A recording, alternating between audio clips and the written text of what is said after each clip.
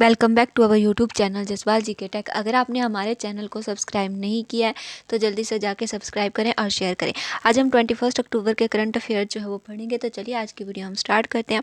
First question है, recently which of the following ministry government bodies has notified amendment to the aircraft rule 1937 aiming to promote safety and ease of doing business in aviation regulation. So recently ministry of civil aviation ने notify किया है amendment to the aircraft rule 1937 में, aiming to promote safety and ease of doing business in aviation regulation. So इसका जो right answer है वो है आपका option C, ministry of civil aviation. इन्होंने क्या किया है, जो पायलट्स के लाइसेंस होते हैं वो पहले 5 ईयर के लिए इशू किए जाते थे, अब उन्हें जो है वो इंक्रीज़ करके 10 ईयर जो है वो कर दिया गया। अब जो भी लाइसेंस बनेंगे पायलट्स के वो बनेंगे 10 ईयर्स के लिए।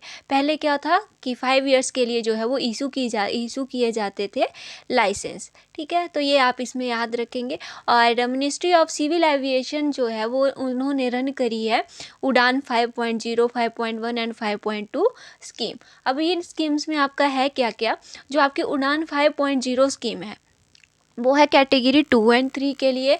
ठीक है, एयरक्राफ्ट जो है उनके लिए है। कैटेगरी 2 के एयरक्राफ्ट जो हैं आपके, उनमें सीट की रेंज जो होती है वो होती है 20 से 80। ठीक है, कैटेगरी 2 वाले जो एयरक्राफ्ट हैं। अब जो आपके कैटेगरी 3 वाले जो एयरक्राफ्ट हैं उनमें क्या होता है, उनमें 80 सीट से ज़्यादा जो है वो सीट्स होती हैं एयरक्राफ्ट्स में। तो ये आप इसमें याद रखेंगे। और उड़ान 5.1 जो है आपका वो हेलीकॉप्टर्स के लिए है। और उड़ान 5.2 जो है आपका वो है एयरक्राफ्ट एंड जिनकी जो सीट की कैपेसिटी है वो 20 सीट से कम है, तो उसके लिए है उड़ान 5.2। सो उड़ान 5.1 एंड उड़ान 5.2 जो है वो किसने लॉन्च किया था, तो उसे जो है वो लॉन्च किया था heli and small aircraft summit हुई थी आपकी खजुराहो मध्य प्रदेश में, तो वहाँ पे जो है उसे लॉन्च किया गया था उड़ान 5.1 एंड 5.2 को। नेक्स्ट है आपके पास, recently Lok Sabha speaker Om Birla has deliver a valedictory address on the concluding day of the 9th G20 Parliamentary Speaker Summit. During the concluding session, Lok Sabha Speaker has handed over the P20 presidency to the Parliament of which of the following country? So इसका जो आपका right answer है वो क्या होगा, जो आपका next time G20 summit जो है वो हेल्ड करेगी कंट्री, तो उसी को जो है वो P20 प्रेसिडेंसी जो है उसका वो जो है वो हैंड ओवर कर दी है। तो इसका जो राइट आंसर होगा आपका वो होगा ब्राज़ील। तो presidency to the parliament of Brazil, तो पार्लियामेंट ऑफ ब्राज़ील को जो है वो हैंड ओवर कर दी गई है P20 की प्रेसिडेंसी। ठीक है, सो 2024 में G20 समिट आपकी होगी होस्ट ब्राज़ील में। अभी G20 समिट में जो है वो एक और कंट्री जो है वो ऐड कर दी गई है। तो नेक्स्ट है आपके पास कि जो ब्राज़ील है उसने अजीम कर ली हुई है प्रेसिडेंसी G20 समिट की, कब से, 1 दिसंबर से। तो 1 दिसंबर से जो है इन्होंने अज्यूम कर ली है प्रेसिडेंसी। इसके अलावा जो आपकी 2025 में होगी वो होगी साउथ अफ्रीका में, 2026 में होगी USA में G20 समिट। तो ये सब आपने याद रखना है। 2024 में कहाँ पे होगी, ब्राज़ील में। 2025 में कहाँ पे होगी G20 समिट, साउथ अफ्रीका में। और 2026 में होगी यूएसओ में। तो P20 जो है आपका वो किसका पार्ट था, G20 समिट का था। तो इसकी इसे जो है वो हैंड ओवर कर दिया गया है ब्राज़ील को। सो ये आपने इसमें याद रखना है। इसके बाद जो ब्राज़ील है ये अभी रिसेंटली ब्रिक्स समिट का जो है वो पार्ट बना है, तो ये भी आप याद रखेंगे। और जो ब्रिक्स समिट आपकी नेक्स्ट होगी वो कहाँ पे होगी, सो नेक्स्ट ईयर जो ब्रिक्स समिट होगी वो होगी रसिया के कजान में। तो ये सब आपने इसमें याद रखना है। नेक्स्ट क्वेश्चन है हमारे पास, recently prime minister Narendra Modi has inaugurated RapidX India's first semi high speed regional rail service. It has been renamed as, so इसका नाम क्या रखा गया है, इसका नाम रखा गया है नमो भारत। तो ये आपने इसमें याद रखना है। तो इसके अलावा जो है आपका इसमें क्या है, इसकी फाउंडेशन स्टोन जो है वो इसका कब रखा गया था, सो इसका जो फाउंडेशन स्टोन था वो रखा गया था, मीन्स इसकी नींव रखी गई थी 2019 में। रैपिडेक्स जो है इसे और क्या कहा जाता है, इसे और कहा जाता है RRTS। तो ये भी आप इसे याद रखेंगे, रीजनल रैपिड ट्रांजिट सिस्टम। तो इसे जो है इसका नाम क्या है, अदर नाम, सो जो आपका रैपिडेक्स है, रैपिडेक्स जो है इसका अदर नेम है regional rapid transit system RRTS। तो ये सब आप इसमें याद रखेंगे। और ये कहाँ से कहाँ तक चलेगी, तो दिल्ली से लेके मेरू तक चलेगी, गाज़ियाबाद होके, ठीक है। और आरटीएस जो है वो कोचेस आर मैन्युफैक्चर्ड एट सावली गुजरात। तो सावली गुजरात में जो है वो आपके आरटीएस के कोचेस जो है वो मैन्युफैक्चर किए गए हैं। तो ये जो था वो आपका इसमें था। और जो आपके मैन्युफैक्चर करते हैं कोचेस को, वो कौन है, तो फ्रेंच कंपनी है एक एल्स्टॉम, जो मैन्युफैक्चर करती है कोचेस को, कहाँ पे, सावली गुजरात में। तो ये सब इसमें आपने याद रखना है। नेक्स्ट क्वेश्चन है, recently which of the following ministry international bodies has launched a new initiative green credit programme to encourage sustainable practices, roots in tradition and conservation, promote ideas of lifestyle for environment movement। So इसका जो आपका right answer है वो है option C, ministry of environment and climate changes. So जो ministry of environment, forest and climate change है, इन्होंने launch किया है new initiative green credit program. कब लॉन्च किया है इन्होंने, सो ये आपका लॉन्च हुआ है 13 अक्टूबर 2023 को। इसमें क्या होगा आपका, तो ग्रीन क्रेडिट प्रोग्राम जो है आपका एक इंसेंटिव वॉलंटरी एनवायरनमेंट एक्शन है, ठीक है।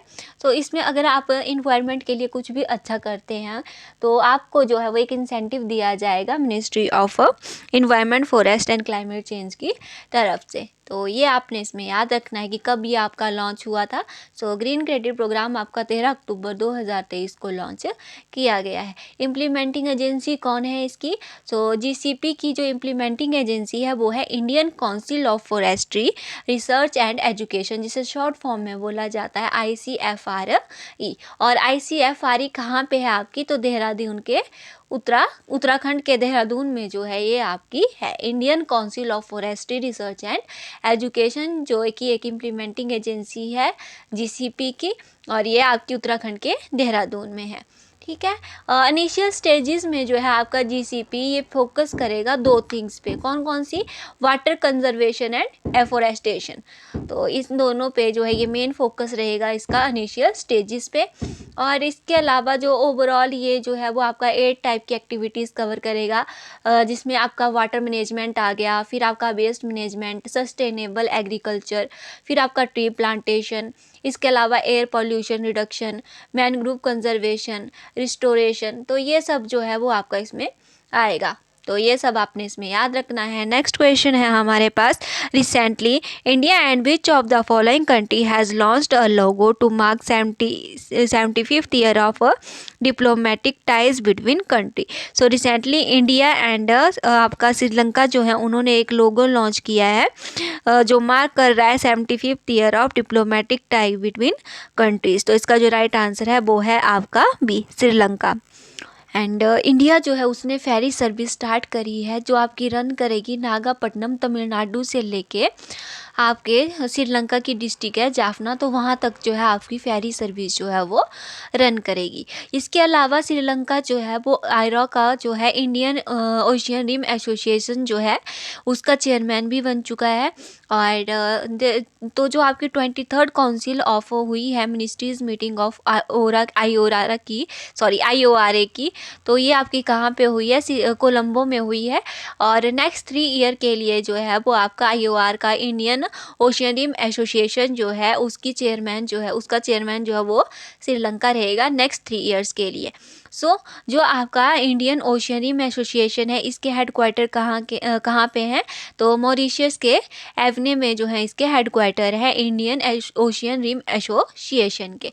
और एक आप इसमें ये याद रखेंगे, इंडिया और श्रीलंका के बीच में जो सी बॉर्डर है उसका नाम क्या है, पलक स्ट्रेट है। तो ये क्वेश्चन जो है वो आपका जियोग्राफी में काफ़ी पूछा जाता है, ठीक है। सो इंडिया जो है एक ऐसी कंट्री है जिसका श्रीलंका के साथ जो है एकमात्र सिर्फ श्रीलंका के साथ जो है वो इंडिया का एक सी बॉर्डर है जिसका नाम क्या है, पलक स्ट्रेट। तो श्रीलंका एकमात्र ऐसा देश है जिसके साथ इंडिया का सी बॉर्डर है और उस सी बॉर्डर का नाम क्या दिया गया है, पलक स्ट्रेट, तो ये आप इसमें याद रखेंगे।